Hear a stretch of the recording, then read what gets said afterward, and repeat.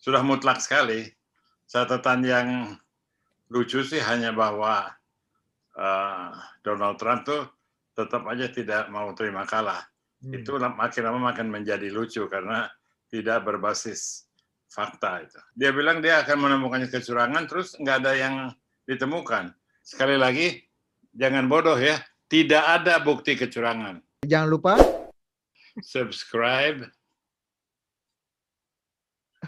like, satu lagi komen, share and comment. Oke.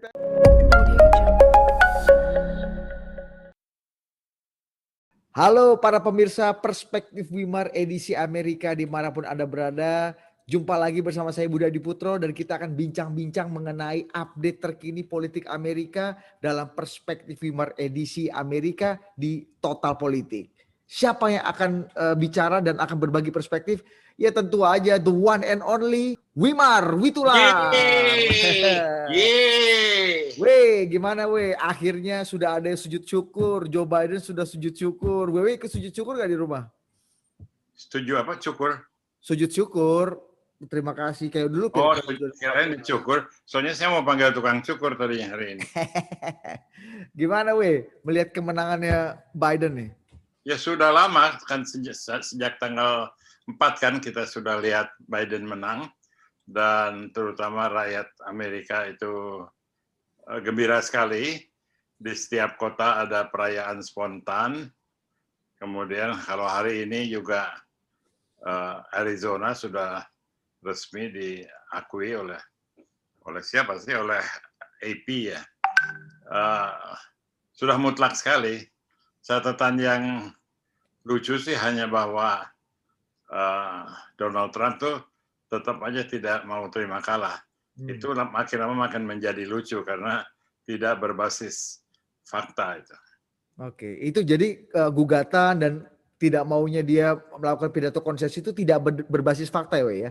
Enggak. Bagaimana dengan temuan kecurangan-kecurangan, weh, katanya? Nggak ada yang ditemukan kecurangannya kan? Dia bilang dia akan menemukan kecurangan, terus nggak ada yang ditemukan. Bahkan tim wawancaranya satu persatu pada mengundurkan diri. Sekali lagi, jangan bodoh ya, tidak ada bukti kecurangan. Tidak ada bukti kecurangan, termasuk apakah ada bukti kenapa atau bukti kecurangan atau bukti kelalaian atau bukti ketidaksetiaan Mike Esper, Secretary of Defense, dipecat oleh Trump di saat-saat genting. Coba kita lihat apa namanya artikelnya.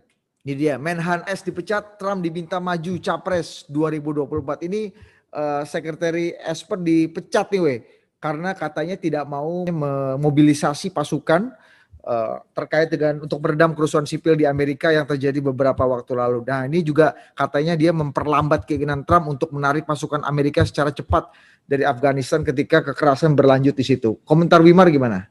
Ya bagus sekali, Mike Esper itu menjalankan kewajiban konstitusionalnya dan menjalankan polisi yang tepat. Dia menolak permintaan-permintaan Trump yang tidak masuk akal. Jadi kalau dia dipecat itu, ya kalau masuk kriteria pahlawan sih, tentu bukan pahlawan. Pokoknya dia tuh berjasa besar. Dan juga banyak permintaan Trump lain yang tidak dilayani, seperti merayakan hari besar nasional dengan pamer senjata, kan Trump maunya gitu. Jadi Trump mau memamerkan mainannya, Mike Esper nggak mau. Akhirnya Mike Esper yang mengundurkan diri kan, nggak tahu apa dipecat atau mengundurkan diri. Yang kemudian disusul oleh Donald Trump memecat banyak orang lagi dari Departemen Pertahanan. Semuanya berhenti dengan hormat kalau menurut saya. Oke, jadi justru jadi Mark Esper dan banyak orang-orang di DOD itu kalau dipecat ataupun mengundurkan diri itu ini Pak W ya, herois lah ya, heroik ya. Ya, dalam situasi ini iya gitu. Alasannya apa, siapa yang memecatnya. Padahal sebetulnya Mike Esper tidak perlu jadi hero, tapi dia sudah dari awal menolak untuk melakukan permintaan yang aneh-aneh. Oke, bukannya sebagai seperti diminta memasukkan pasukan bersenjata ke kota-kota, kan dia sudah nolak dari awal. Oke. Apa yang membuat kira-kira Esper nggak mau ikut perintah Commander in Chief-nya? Karena Commander in Chief-nya melanggar konstitusi. Harusnya lebih banyak lagi yang tidak ikut gitu. Dan memang mulai dari Mattis sampai kepada perwira tentara lain, banyak yang tidak ikut Commander in Chief-nya, hanya tidak dinyatakan secara eksplisit.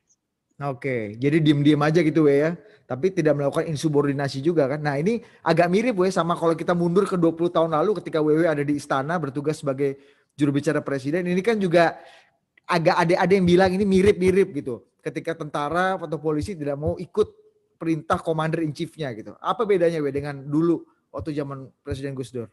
Terlalu jauh mencari persamaannya, karena kebetulan saya tidak setuju tentara waktu itu. Jadi saya juga tidak bisa kasih komentar.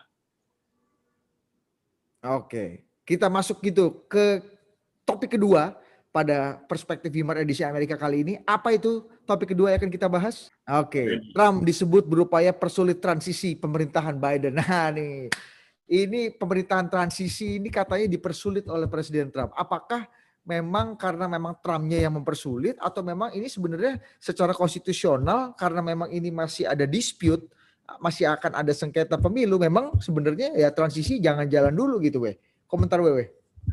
Memang belum jalan dulu kan tanggal 20 Januari berjalan. Sekarang sih hanya siap-siap tim untuk COVID, tim untuk staff, belum ada pengalihan, aset, belum ada orang Biden masuk ke gedung pemerintah. Jadi kalau dibaca media Indonesia yang senang cari ribut, seakan-akan ini Biden yang bikin ulah. Padahal ini semuanya adalah Trump. Oke, bukan, maksudku Trump ini kan tim transisi jelas saja nanti mereka tugasnya di Januari setelah pelantikan, tapi kan mereka tim transisi ini kan biasanya diberikan akses kepada aset-aset federal government, kepada data untuk mencoba nanti menyelami atau melihat apa yang akan dilakukan Biden di tahun depan. Tapi sekarang tim transisinya dipersulit katanya. Nggak boleh jadi mengakses. itu adalah kesalahan dari pihak Trump. Hanya pihak Biden tidak mau mempersoalkan.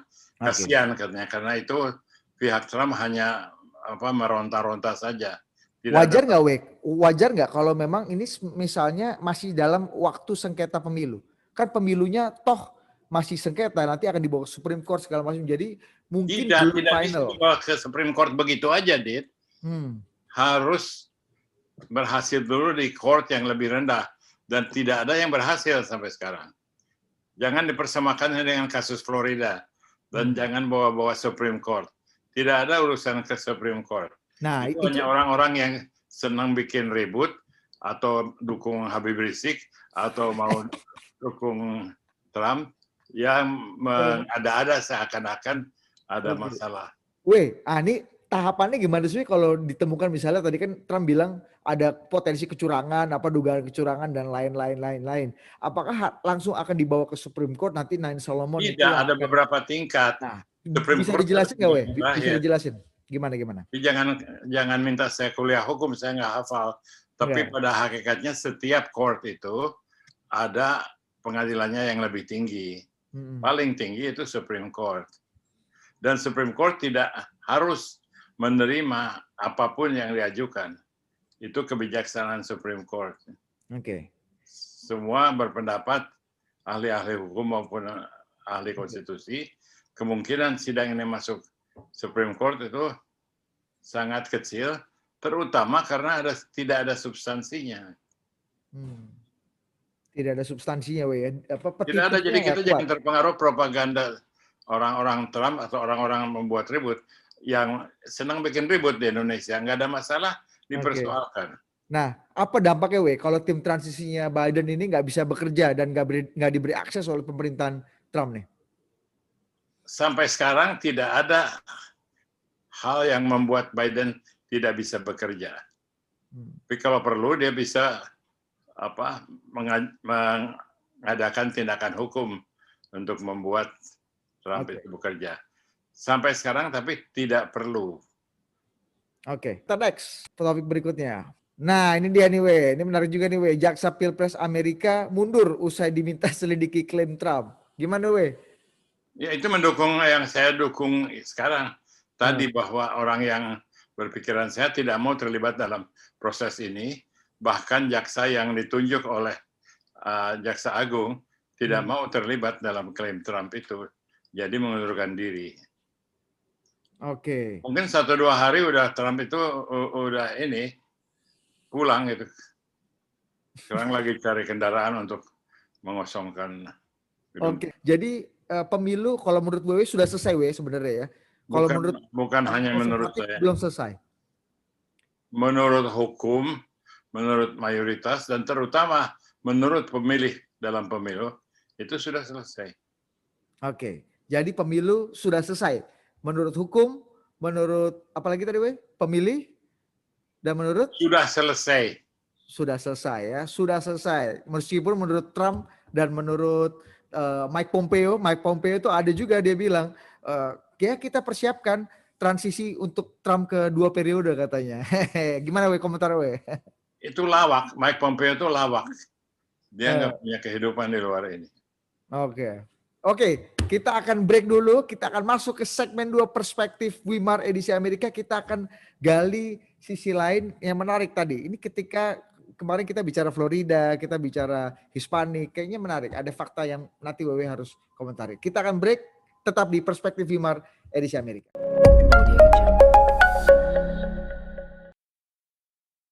Kembali lagi di segmen kedua Perspektif Wimar edisi Amerika yang Anda bisa nonton di Perspektif Wimar dan juga di Total Politik, masih bersama the one and only siapa? Si bodoh. Gue yang bodoh, butuh pencerahan dari Wimar Witular yang pintar untuk orang-orang Saya bodoh. yang bodoh karena hanya menilai pertanyaannya, bukan menjawab pertanyaan.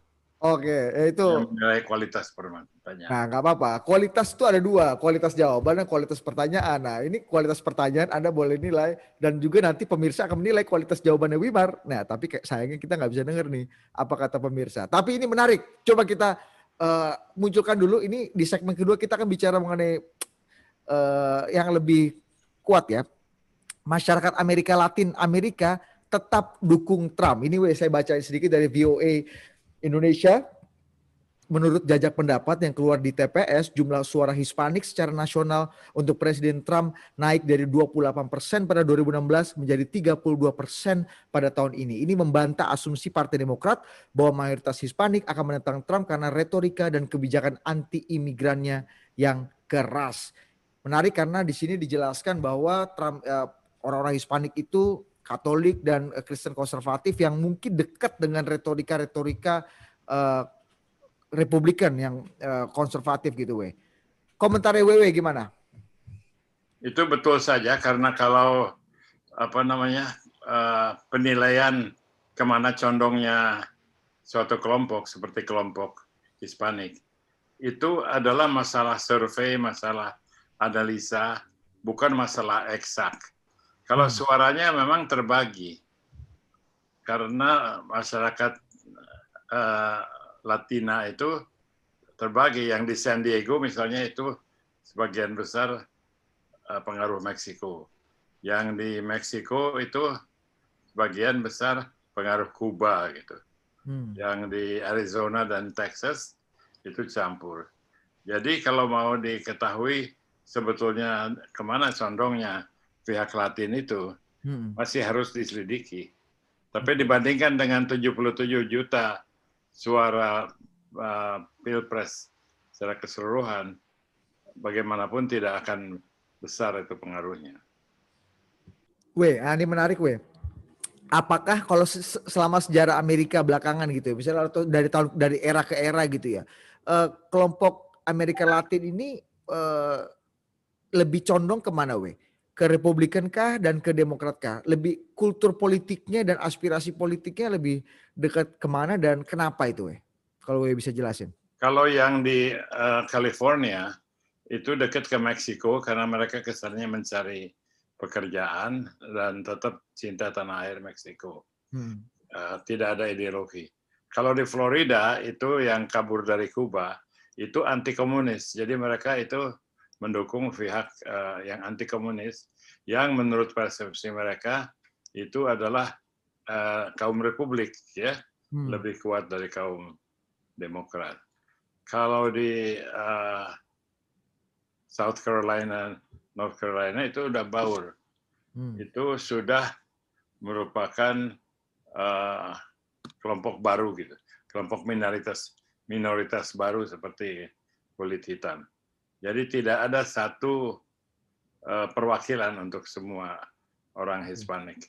Oke, isu-isu apa dari masa ke masa mungkin atau mungkin yang paling dekat di dua pemilu terakhir lah yang memang menjadi concern dari masyarakat Hispanik. Dan apakah masyarakat Hispanik juga sebenarnya punya concern yang sama? Kalau kita bicara minority gitu di Amerika kan ada Afro Amerika misalnya atau mungkin ada Hispanik dan tentu saja Asia gitu ya. Apakah mereka sama kebanyakan kelompok-kelompok minoritas ini? Tidak yang berasal dari Kuba itu yang paling baru, yang kabur secara fisik dari Kuba, itu ideologinya kuat dan anti komunis. Kalau yang di tempat lain itu sudah lupa pada komunisme dan mencari kesejahteraan. Orang bekerja di California misalnya untuk membantu di cocok tanam di rumah tangga, di pertanian, itu sebagian besar motifnya ekonomi, jadi pekerjaan dan gaji dan tidak lagi ada motif politik. Jadi yang rumit sekarang itu terutama di Florida, karena banyak yang pelarian dari Kuba dan belum stabil penduduknya. Oke. Nah, isu-isu yang diperjuangkan atau yang diinginkan itu dengan minoritas lain gitu misalnya seperti Afro Amerika gitu dan Asia itu sama apa enggak Kira-kira sama tapi beda dalam tekanannya. Pada hakikatnya kalau mau digolongkan, permintaan yang paling besar adalah untuk mendapat identitas dalam kelompok asalnya.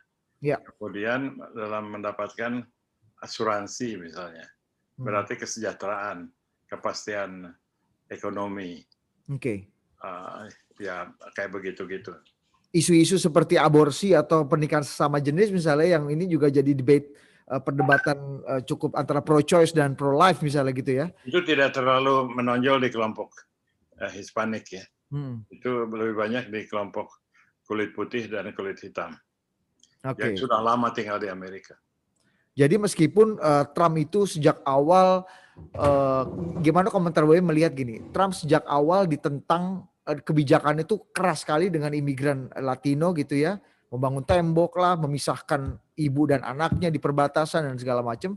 Tapi kok kayaknya berbanding terbalik dengan ini analisa di Florida at least misalnya. Seperti kata Wewe, di Florida ini katanya ini jadi salah satu kunci kemenangan Trump di Florida. Di Florida juga kemenangan Trump kan tidak mutlak, itu bagi-bagi dengan kelompok Demokrat.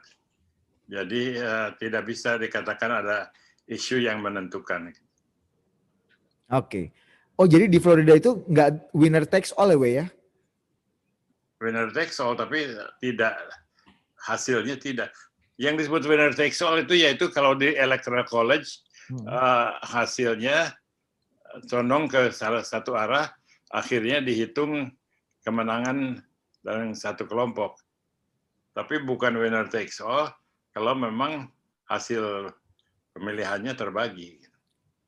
Kalau hasil pemilihannya terbagi gitu ya. Dan kemarin tuh hasil pemilihannya terbagi, termasuk untuk di level Kongres ya. Kita akan break dulu. Wewe sudah menjelaskan tadi bagaimana sih sebenarnya aspirasi politiknya kelompok Hispanik, masyarakat Hispanik di Amerika dan kecenderungannya terhadap pilihan politik. Nah, di segmen ketiga kita akan jawab pertanyaan dari teman-teman Mas Topo atau masyarakat total politik. Nah, seperti apa? Siapa yang nanya? Kita akan break dulu. Tetap di Perspektif Wimar edisi Amerika.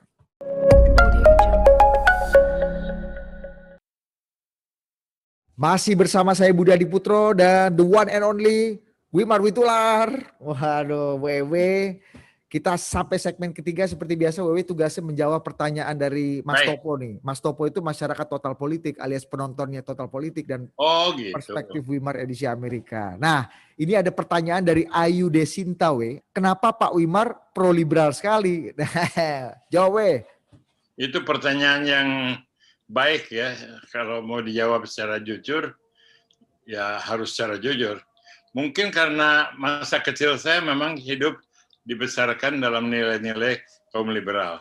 Saya dibesarkan di Eropa, di sekolah-sekolah Eropa yang kita tahu Eropa itu adalah gudang liberalisme. Dan saya berteman dengan orang Amerika yang bepergian ke luar negeri yang tradisinya liberal. Kemudian itu bertahan terus. Kemudian di Indonesia pun saya bereaksi terhadap kecondongan Soekarno ke arah komunisme, jadi saya pegang paham liberal. Dan sampai sekarang yang bisa memenangkan keyakinan saya bahwa demokrasi itu bisa cocok itu kalau didukung oleh kaum liberal. Jadi karena latar belakang we ya, itu yang kemudian membuat, kalau selama ini kalau kita bisa bicara preferensi politik WW di politik Amerika lebih condong ke Demokrat tuh berarti? Iya, saya dari dulu pendukung mulai dari Kennedy, semua calon-calon presiden Demokrat. Siapa presiden Demokrat paling favorit dan kenapa? Susah ya, setiap zaman itu sama. Kalau Kennedy itu saya favorit karena dulu juga saya masih kecil, jadi saya terpukau oleh heroismenya. Dia membawa orang Amerika ke bulan, dia galak terhadap Khrushchev komunisme. Kalau Lyndon Johnson itu terutama kebijaksanaan hak sipilnya dan kebijaksanaan hak sipil lah ya, civil rights itu sangat kuat gitu. Apa yang diperjuangkan oleh John Kennedy kan keburu ditembak mati. Itu hanya bisa berhasil karena diperjuangkan oleh Lyndon Johnson dan tokoh-tokoh hak sipil seperti Martin Luther King dan sebagainya. Meskipun Lyndon Johnson itu orang dari South ya, yang rasis. Lyndon Johnson dasarnya bukan liberal, tapi karena dia didukung oleh pendukung John Kennedy dan dia sangat menghormati John Kennedy. Jadi pada waktu jadi presiden dia jadi orang liberal. Oke, jadi yang paling favorit Kennedy dan Johnson? Paling favorit barangkali Obama ya. Obama we ya, kenapa we? Ya dia artikulat sekali. Filsafat liberalismenya itu diartikulasikan dengan sangat jelas di dalam bukunya, dalam pidatonya. Jadi nggak perlu ditertawakan ya kalau kita melihat Obama dengan buku-bukunya, dengan legislasinya, itu kuat sekali, konsisten. Dreams from my father ya. Kebetulan Biden itu sama gitu. Oke. Presiden Republik ada yang WW suka nggak? Kalau kita lihat kan banyak yang mengatakan misalnya teman kita yang sangat liberal sekali gitu, misalnya siapa ya? Dede Basri gitu. Dia bilang apa namanya Ronald Reagan tuh mungkin presiden terbaik di Amerika dari 4 dekade terakhir gitu mungkin, dan dia orang Republikan gitu. Gimana weh komentarnya? Ya mungkin saja Dede Basri punya persepsi lain ya. Ada favorit gak weh untuk presiden Republikan? Yang menurut wewe, oh ini agak beda nih dibanding yang lain. Mungkin Reagan yang agak beda. Oke, itu tadi pertanyaan dari Ayu Desinta. Sekarang kita akan bacakan pertanyaan dari Batara Samuel. Nih kata Batara, orang tua saya pernah kuliah di Pittsburgh University, tapi nggak ada nama anaknya yang pakai nama Presiden Amerika. Kenapa banyak di Indonesia yang pakai nama Presiden Amerika jadi nama anaknya? Hehehe. Itu pertanyaan untuk orang tua di Indonesia ya. Iya, gimana weh? Terutama kalau Anda orang Batak itu banyak kan anaknya namanya George Washington Sihombing gitu ya. Atau Thomas Jefferson Raja Guguk gitu. Jadi itu preferensi aja gitu ya. Kenapa tuh weh bisa gitu? Sementara di Amerika nggak ada nama anaknya Kennedy atau siapa gitu. Di sini banyak bener. Ada juga nama John Kennedy apa gitu kan? Ya di sini kan ada orang yang nama anaknya Hitler misalnya ya. Betul. Macam-macam. Di Indonesia tuh pokoknya kalau selebriti itu langsung menarik perhatian. Kadang-kadang tidak diselidiki sebetulnya siapa itu nama yang dipakai itu. Oke. Nah, yang terakhir, ini aja deh dari Lai Simanjuntak deh. Pak Wimar, Amerika Serikat itu kuliner aslinya apa sih? Politik pangannya di sana seperti apa? Nah, kuliner asli dan politik pangannya Amerika itu gimana? Wewe, ceritain we. Amerika tuh negara yang efisien, jadi masak pun disesuaikan dengan kebutuhan efisiensi. Tidak ada waktu untuk bikin masakan kuliner yang terlalu rumit, tapi yang dijaga itu adalah kualitas ininya, bahannya. Jadi kalau bikin mashed potato, kentangnya bagus. Kalau bikin sayuran, sayurannya bagus. Kalau bikin hamburger, dagingnya bagus gitu. Tapi kalau jenis makanannya itu yang ada yang lokal ya itu tidak terkenal. Misalnya di New Orleans makanan Creole terkenal. Di yang lain sih fast food semua gitu ya. Dan itu Amerika banget tuh ya, fast food itu ya. Iya, Amerika itu.